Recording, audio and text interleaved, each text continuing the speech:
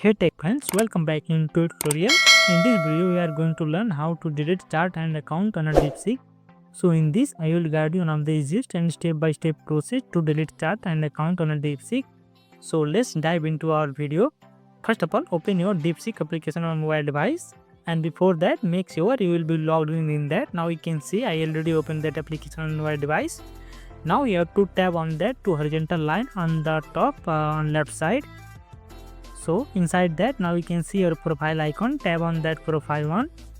So inside that, at the down you can see delete our chart. So tap on delete our chart option, then confirm this deletion. So in this way you can delete our chart on that DeepSeek. And for delete the account, now you can see at the last option, delete account option is there, tap on that, and then after that delete. In this way you can delete that account of that DeepSeek.